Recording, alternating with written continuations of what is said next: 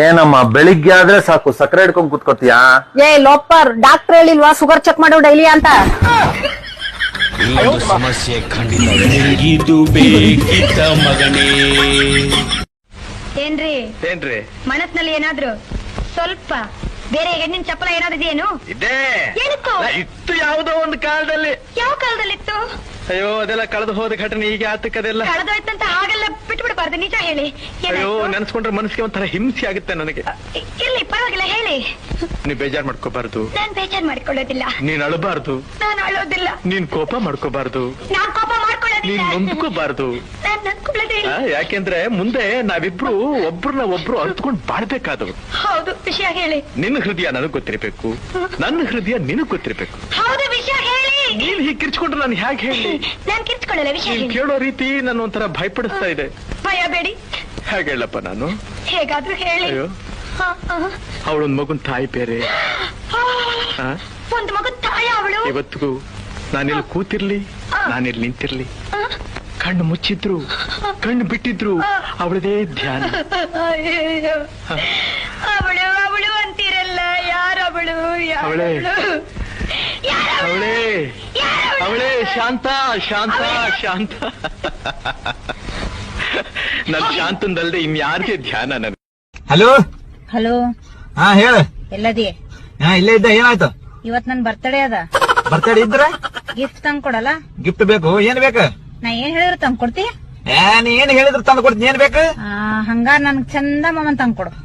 ಚಂದ ಮಾಮ? ಹಾ, ಚಂದ ಮಾಮ ನೀನು ತಂದು ಕೊಟ್ಟೇನು? ಭೂಮಿ ಸುತ್ತೆ ನಿಮ್ಮ ಅಪ್ತಿರ್ತಾನೆ.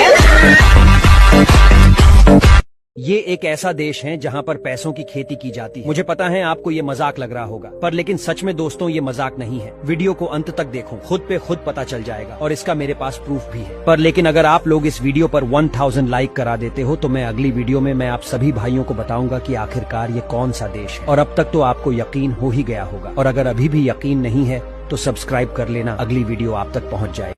ಹೆಂಡತಿ ತವ್ರ ಮನಿಗ್ ಹೋದ್ರು ಫೋನ್ ಹಚ್ಚರ ಗಂಡನ್ ಜೊತೆ ಜಗಳ ಮಾಡ್ತಾ ನೋಡ್ರಿ, ಅದಕ್ ವರ್ಕ್ ಫ್ರಮ್ ಹೋಮ್ ಅಂತಾರ. ಎಲ್ ಹೋದ್ರೇನ ಮಾಡೋ ಕೆಲ್ಸ ಮಾಡೋದ.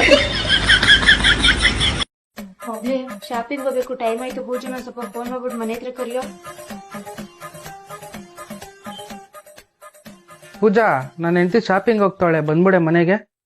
ಏನ್ ಹಂಗ್ ಕರಿತಾ ಇದ್ಯಾ? ನೀನೇ ಅಲ್ವೇನೆ ಕರಿಯಕ್ ಕೇಳ್ದೆ?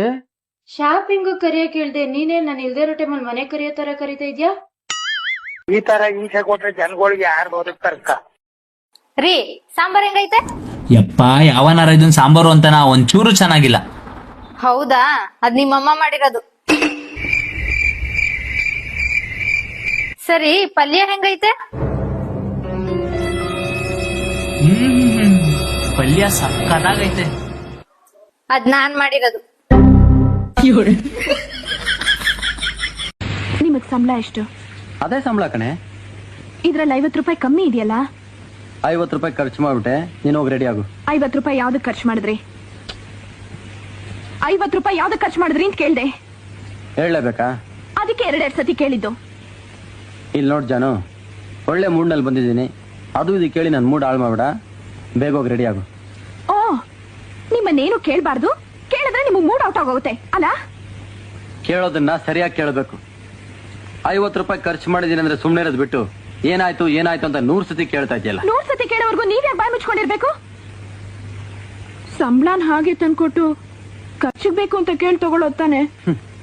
ನಾನು ಗಂಡ್ಸು, ಸಂಪಾದನೆ ಮಾಡೋನು ನಾನು, ಖರ್ಚು ಮಾಡೋ ಅಧಿಕಾರನೂ ನನಗಿದೆ.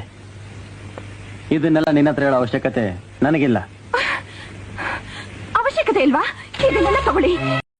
ಅಮ್ಮ 100 ರೂಪಾಯಿ ಕೊಡಮ್ಮ. ತಗೋ, ಮತ್ತಪ್ಪನ ಹತ್ರ ಹೋಗಿ ಕೇಳ್ಬೇಡ ಆಯ್ತಾ, ಅಲ್ಲೂ ಕೊಡು ಅಂತ. ಅಪ್ಪನೇ ಕೇಳ್ತಾ ಇರೋದು, ಅವನ ಹತ್ರ ದುಡ್ಡಿಲ್ವಂತೆ ಡಾಕ್ಟ್ರಿಗೆ ಕೊಡಕ್ಕೆ. ಸಾಡ್ರೆ ಹಾಕೊಂಡ್ರೆ ಎಲ್ಲ ಇಸ್ಕೊಂಡ್ಬಿಟ್ಟ ಪಾಪ.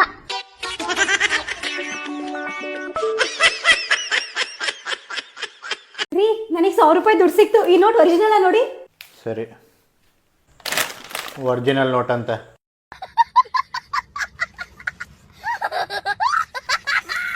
ರೀ, ನನಗೆ 100 ರೂಪಾಯಿ ದುಡ್ಡು ಸಿಕ್ತು. ಈ ನೋಟ್ ಒರಿಜಿನಲ್ ನೋಡಿ. ಸರಿ, ಒರಿಜಿನಲ್ ನೋಟ್ ಅಂತ.